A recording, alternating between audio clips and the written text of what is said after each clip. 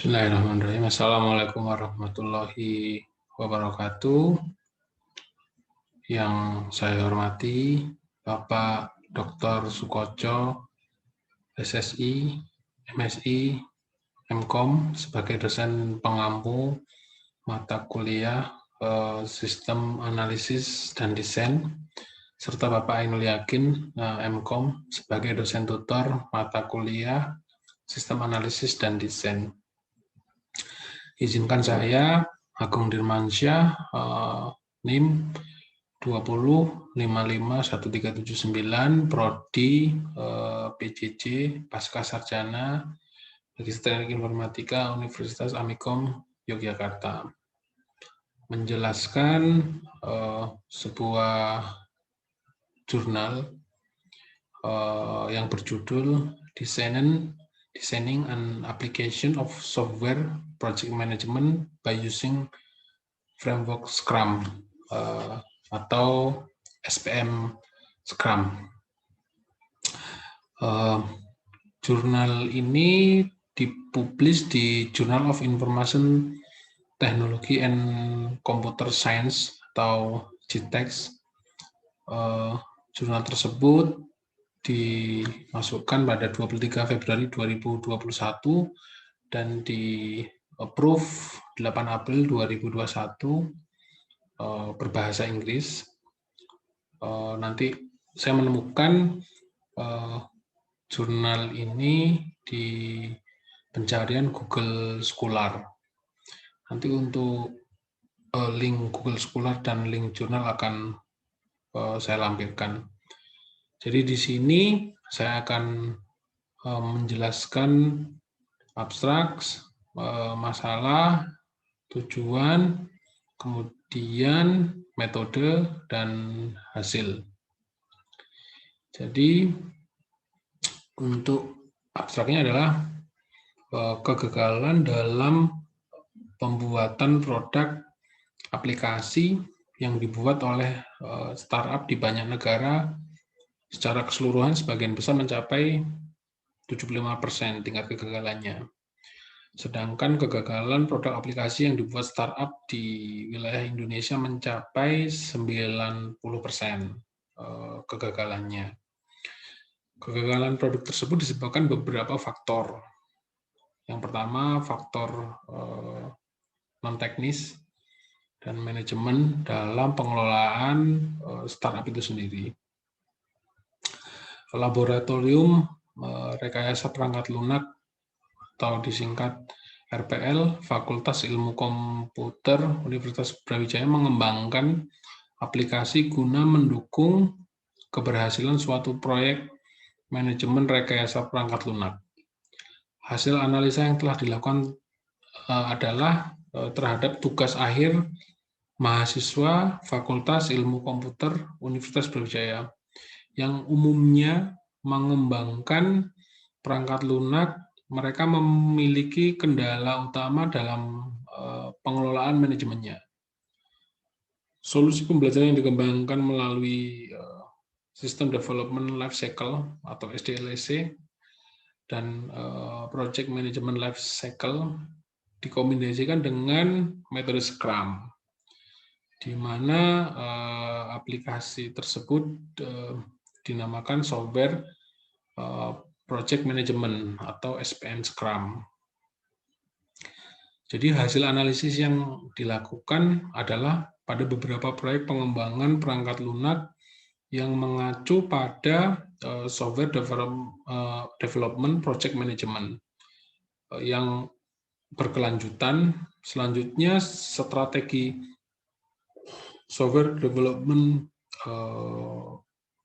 Project atau SDPM Manajemen yang berulang yang dikombinasikan dengan metode Scrum, menghasilkan desain arsitektur sistem yang memisahkan antara pengembangan front-end dan back-end. Nah, dalam jurnal ini yang dibahas masalahnya adalah tingkat kegagalan yang sangat tinggi dalam proses perencanaan dan penyelesaian proyek rekayasa perangkat lunak yang dilakukan oleh startup saat ini. kegagalan tersebut disebabkan oleh faktor non teknis dan manajemen dalam pengelolaan startup. Kemudian tujuannya adalah untuk mempermudah dan membuat efisien dalam perencanaan, pembuatan, dan implementasi perangkat lunak. Kemudian metode yang digunakan adalah System Development Life Cycle dan Project Management Life Cycle (PMLC). Ini dikombinasikan dengan metode Scrum, di mana metode penelitian ini disarankan dengan metode mengumpulkan skripsi dan tugas akhir mahasiswa. Jadi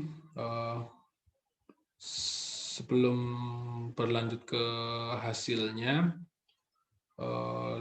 sedikit saya jelaskan tentang metode Scrum, di mana dalam Scrum ini adalah metode yang dapat mengefisiensikan sebuah proyek rekayasa perangkat lunak, di mana dalam Scrum workflow atau alur kerja Scrum ini ada product owner, tim, dan Scrum Master, di mana alurnya adalah dari product owner langsung memasukkan ke product backlog.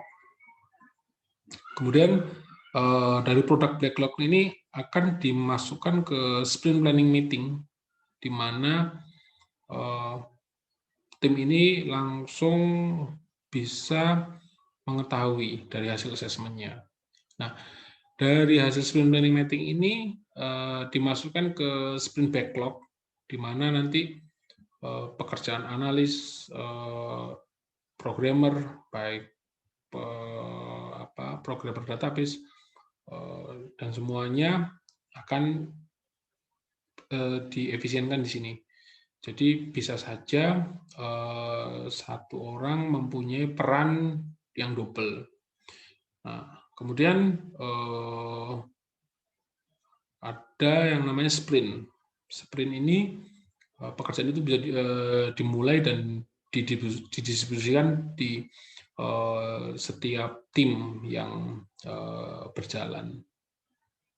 Nah, setelah pekerjaan itu jalan setiap saat 24 jam sekali, ada namanya daily Scrum meeting, di mana daily Scrum meeting ini dihadiri oleh product owner, tim, dan Scrum Master, di mana Scrum ini pengembangan metode yang sebelumnya misalnya dari waterfall. Kalau di waterfall itu kan alurnya sangat panjang dan kemungkinan produk itu gagal baik dari sisi manajemen dan pekerjaannya itu sangat tinggi. Nah, di Scrum ini lebih diefisienkan lagi. Nah, setelah dari Scrum meeting nanti ada proses sprint review, kemudian pekerjaan selesai.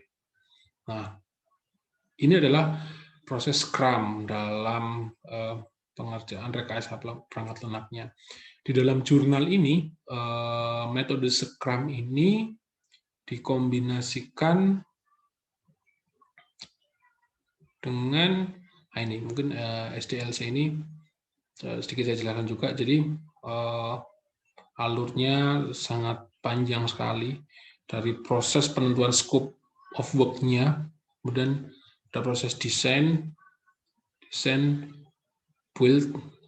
Biasanya di tes ini ada alpha version. Setelah alpha version nanti cek ini biasanya di beta version. Nah, proses deploy.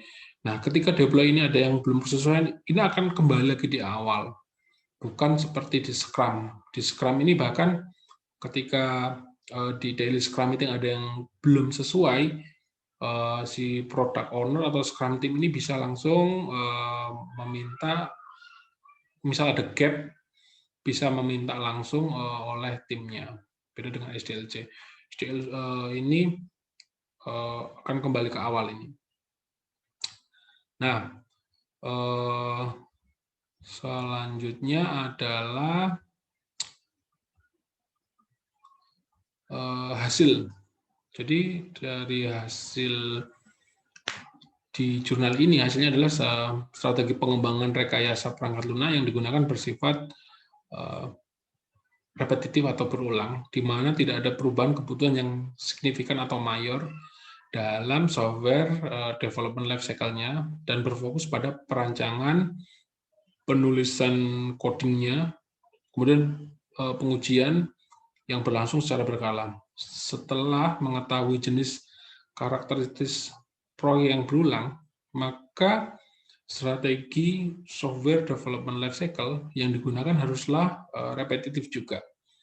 Penerapan Project Management Life Cycle atau PMLC untuk proses Software Development Life Cycle atau SDLC berulang dapat disebut Software Development Project Management atau SDPM. Proses pertemuan antara Software Development Project Management dan SDPM dan Project Management Life Cycle atau PMLC, hasil analisis yang dilakukan pada beberapa proyek pengembangan perangkat lunak mengacu pada proses pengembangan yang repetitif atau berulang.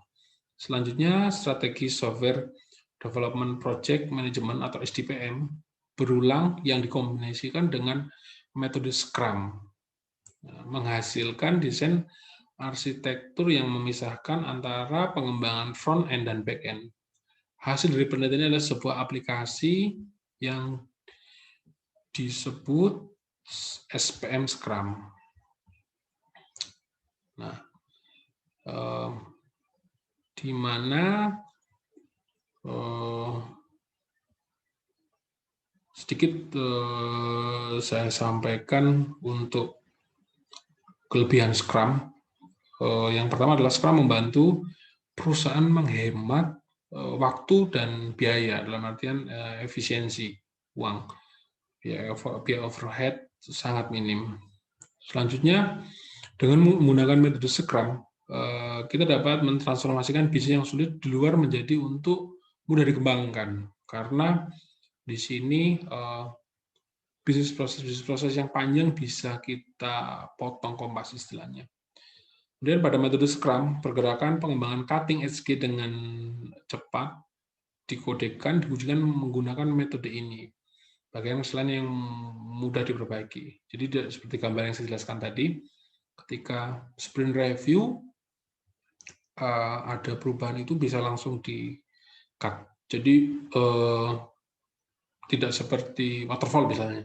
Waterfall itu ketika ada kesalahan dalam kesalahan si sistem analis dalam menerjemahkan antara user requirement atau permintaan user, maka kemungkinan besar produknya bisa gagal atau tidak bisa di launching.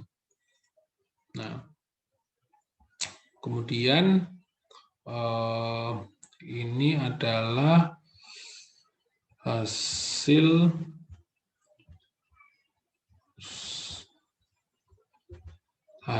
dari SPM Scrum, di mana dikolaborasikan atau dikombinasikan antara pengelolaan proyek dan pengelolaan atau pembuatan pengembangan aplikasi berdasarkan Scrum, di mana di awal ini ada project overview dulu. Jadi begitu di sini di awal itu di project overview, di project manajemennya langsung ditentukan scope of work-nya atau scope pekerjaannya. Nah, dari scope ini secara project langsung ditentukan untuk perencanaannya. Nah, di sini langsung ditentukan RBS-nya, bisa langsung ditentukan sistem desainnya, dan ini dia saling terkaitan dengan perencanaan dan launch-nya. Nah, di sini ada Scrum framework-nya, jadi sangat simple sekali. Jadi antara project management dan software-nya langsung di-deliver ke final version. Mungkin itu saja yang bisa saya sampaikan.